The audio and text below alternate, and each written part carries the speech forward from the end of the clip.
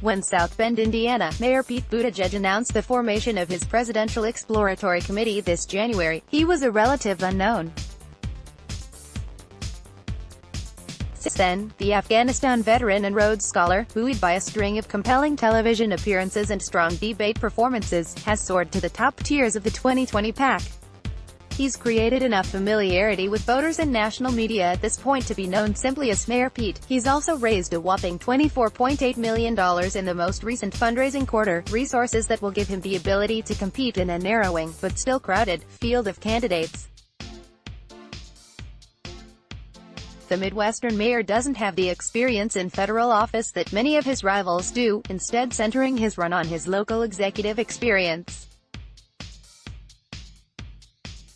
That service has come under some scrutiny. The police shooting of Eric Logan, a 54-year-old black man, in June raised questions about Buttigieg's record of addressing racial inequity in South Bend and complicated his campaign's larger efforts to gain traction among black voters. Buttigieg has taken responsibility for failing to increase the diversity of his city's police force, telling the audience at a June Democratic debate, "I couldn't get it done," then adding, "My community is in anguish. And I'm not allowed to take sides until the investigation comes back. The officer didn't have his body camera on. It's a mess. We're hurting." Buttigieg stands out as one of only two millennial candidates in the race, the other is Rep. Tulsi Gabbard of Hawaii, who's right on the cusp, and he's argued forcefully that it is time for a new generation of leadership. If elected, Buttigieg would also be the country's first openly gay president. In conversation with Bustle's Alicia Menendez, Buttigieg avoided long-winded politician speak, and cut straight to the point about his plans for addressing the cost of college, advancing reproductive justice, and fighting the spread of white nationalism online. Stephen Maturin, Getty Images News, Getty Images. Alicia Menendez, several of your rivals are in support of free college for all and canceling student debt. Do you believe they're getting wrong? Pete Buttigieg, I'm just not comfortable with the idea of low-income Americans subsidizing the children of millionaires and billionaires down to the last penny of their college tuition. Of course I want college to be affordable and even free for low- and middle-income students.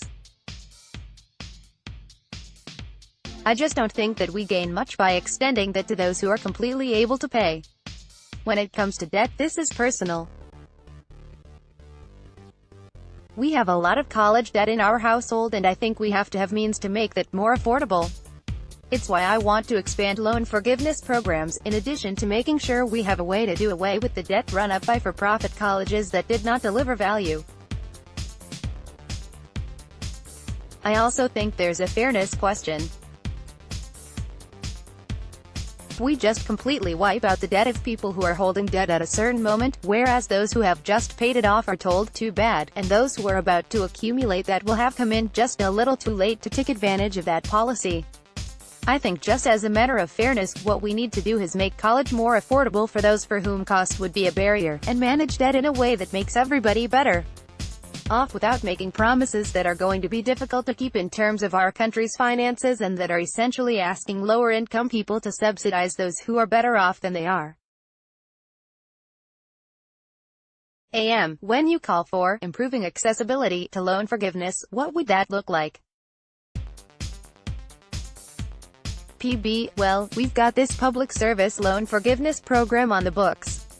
The idea of it is wonderful, but it turns out it's very difficult to actually take advantage of. There are a lot of hurdles that only qualify for certain kinds of debt, and you don't get any benefit at all unless you are sticking with the program for 10 straight years without ever missing a payment. I would set it up so that you begin to get some benefits right away, even if we backload it a little bit so that there's an incentive to stay with it for more years. That alone would make a big difference. I also think we need to expand what qualifies as public service for these purposes, and include things like being a medical or a mental health provider in an underserved rural area. You and your husband have $130,000 in student debt.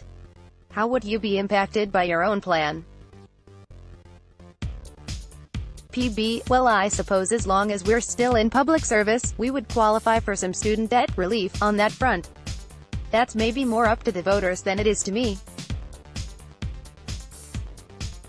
But this is really about making sure that others are taken care of, and it's gotta be coupled with the way to make college more affordable to begin with. It's why I'm pushing for us to not only expand Pell Grants, but make them eligible for living expenses, which can be a big driver of debt, and take other measures to make sure tuition is more reasonable in the first place. Beyond calling for a repeal of the Hyde Amendment, how, specifically, would a Buttigieg presidency proactively protect and expand reproductive justice? PB, first of all, you'll see me appointing justices and judges who respect the right to choose and understand that women's reproductive freedom is an important American freedom that they should be upholding. It also means making sure that we make the most of executive action when you look at things like what they did with the gag rule and Title X, as well as legislative questions like the Hyde Amendment. It's clear that we need to act in using all of the different tools to secure these rights. And by the way, these are rights that are supported by an American majority. Even those who may have different, specific personal views when it comes to abortion can support the principle of Roe v. Wade and the right to choose. The attack on that by the Republican Party today represents a very radical position being imposed on millions of Americans. Would you fight to ensure coverage of abortion care and any expansion of healthcare you propose?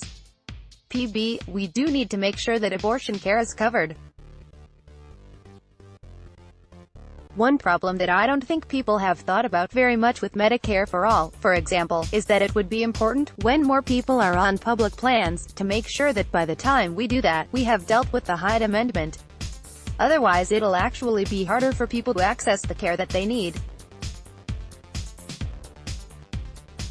You recently released a plan to combat domestic terrorism and offer gun control. As part of that plan, you talk about the need to combat the spread of extremism online. Do you think Twitter should ban neo-Nazis and other extremists? PB, I think so, and I think we also need to make sure that we are partnering at the policy level with tech companies to help them manage hate speech and incitement on their platforms.